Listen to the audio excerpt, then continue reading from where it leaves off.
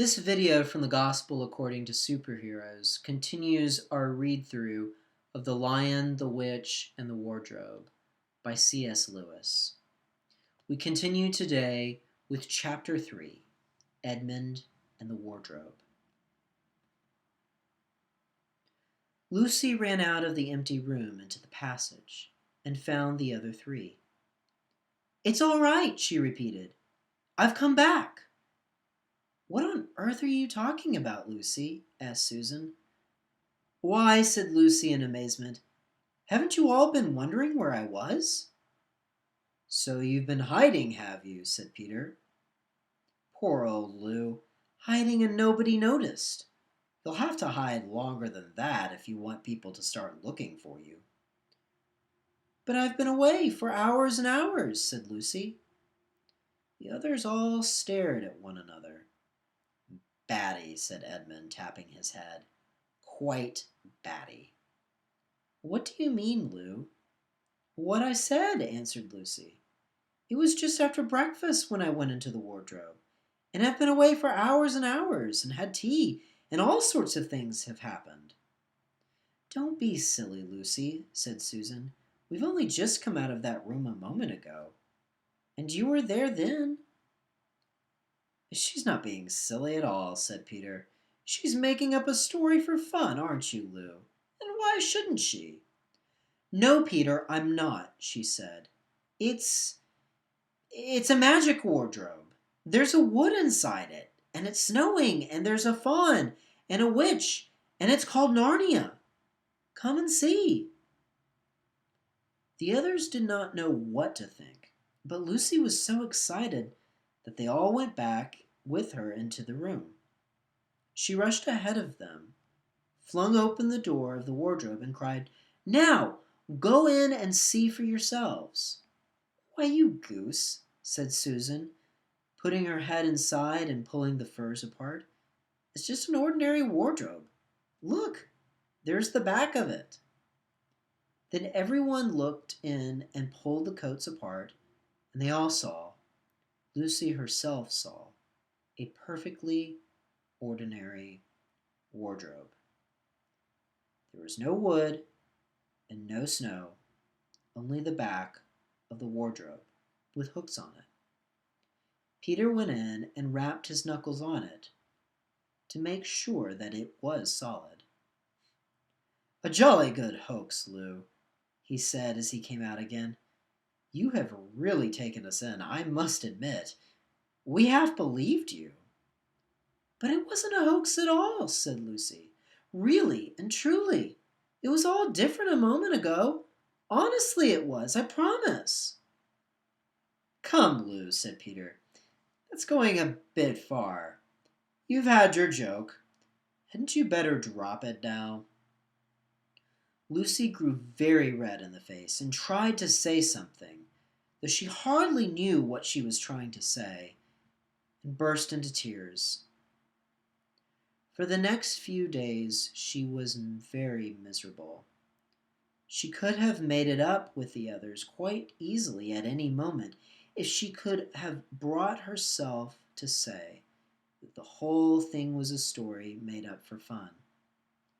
But Lucy was a very truthful girl, and she knew that she was really in the right. She could not bring herself to say this. The others who thought she was telling a lie, and a silly lie too, made her very unhappy. The two elder ones did this without meaning to do it. But Edmund could be spiteful, and on this occasion he was spiteful. He sneered and jeered at Lucy, and kept on asking her if she'd found any other new countries and other cupboards all over the house. What made it worse was that these days ought to have been delightful.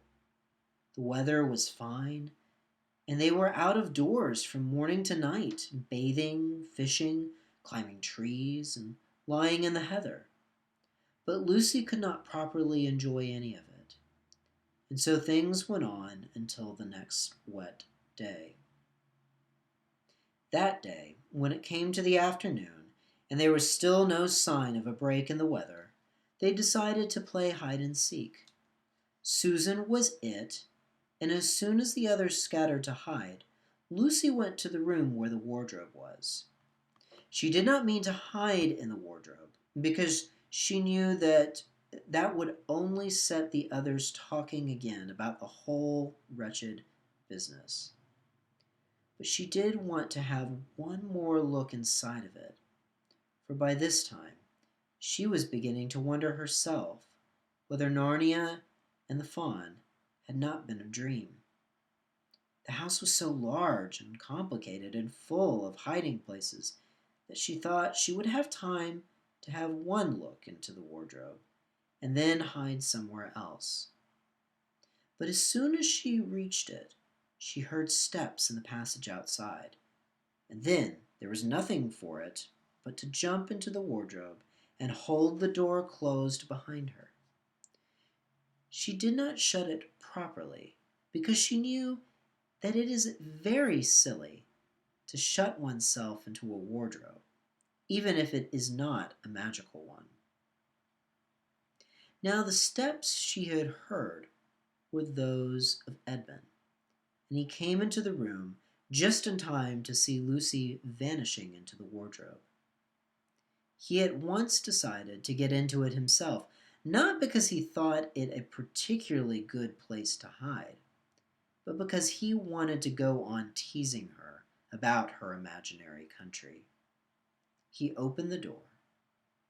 There were the coats hanging up as usual, and a smell of mothballs, and darkness, and silence, and no sign of Lucy. "She thinks I'm Susan, come to catch her," said Edmund to himself, "so she's keeping very quiet at the back." He jumped in and shut the door, forgetting what a foolish thing this is to do. Then he began feeling about for Lucy in the dark. He had expected to find her in a few seconds, was very surprised when he did not. He decided to open the door again and let in some light, but he could not find the door either. He didn't like this at all, began groping wildly in every direction. He even shouted out, "Lucy! Lou! Where are you? I know you're here." There was no answer, and Edmund noticed that his own voice had a curious sound, not the sound you expect in a cupboard, but a kind of open-air sound. He also noticed that he was unexpectedly cold, and then he saw a light. "Thank goodness," said Edmund. "The door must have swung open of its own accord." He forgot all about Lucy and went towards the light, which he thought was the open door of the wardrobe. But instead of finding himself stepping into the spare room, he found himself stepping out from the shadow of some thick, dark fir trees into an open place in the middle of a wood. There was crisp, dry snow under his feet, and more snow lying on the branches of the trees. Overhead, there was pale blue sky, the sort of sky one sees on a fine winter day in the morning. Straight ahead of him, he saw between the tree trunks the sun just rising, very red and clear. Everything was perfectly still, as if he were the only living creature in that country. There was not even a robin or squirrel among the trees, and the woods stretched as far as he could see in every direction. He shivered. He now remembered that he had been looking for Lucy, and also how unpleasant he had been to her about her imaginary country, which now turned out to have not been imaginary at all. He thought that she must be somewhere quite close, and so he shouted, "Lucy! Lucy, I'm here too! Edmund!" There was no answer. "She's angry about all the things I've been saying lately," thought Edmund. And though he did not like to admit that he had been wrong, he also did not much like being alone in this strange, cold, quiet place, so he shouted again. I say, Lou, I'm sorry I didn't believe you. I see now you were right all along. Do come out, make it, Pox. Still, there was no answer. Just like a girl, said Edmund to himself, sulking somewhere and won't accept an apology. He looked round him again and decided he did not much like this place, and had almost made up his mind to go home, when he heard, very far off in the wood, a sound of bells. He listened, and the sound came nearer and nearer, and at last there swept into sight a sledge drawn by 2 reindeer. The reindeer were about the size of Shetland ponies, and their hair was so white that even the snow hardly looked white compared with them. Their branching horns were gilded and shone like something on fire when the sunrise caught them. Their harness was of scarlet leather and covered with bells. On the sledge, driving the reindeer, sat a fat dwarf who would have been about 3 feet high if he had been standing. He was dressed in polar bear's fur, and on his head he wore a red hood with a long gold tassel hanging down from its point.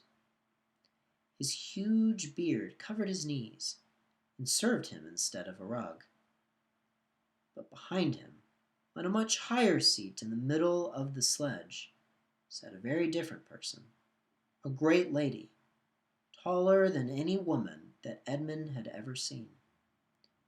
She also was covered in white fur up to her throat, and held a long, straight golden wand in her right hand, and wore a golden crown on her head. Her face was white, not merely pale, but white like snow or paper or icing sugar, except for her very red mouth. It was a beautiful face in other respects, proud and cold and stern. The sledge was a fine sight as it came sweeping towards Edmund, with the bells jingling and the dwarf cracking his whip, and the snow flying up on each side of it. Stop, said the lady, and the dwarf pulled the reindeer up so sharply that they almost sat down. Then they recovered themselves and stood, champing their bits and blowing. In the frosty air, the breath coming out of their nostrils looked like smoke. And what, pray, are you? Said the lady, looking hard at Edmund. I'm, my name's Edmund, said Edmund rather awkwardly. He did not like the way she looked at him. The lady frowned. Is that how you address a queen? She asked, looking sterner than ever. I beg your pardon, your majesty, I didn't know, said Edmund. Not know the Queen of Narnia? Cried she. Huh! You will know us better hereafter. But I repeat, what are you? Please, your majesty, said Edmund. I don't know what you mean. I'm at school. At least I was. It's the holidays now. That concludes our reading for Chapter 3 of C.S. Lewis's The Lion, the Witch, and the Wardrobe. Join us later for more of this book. Take care.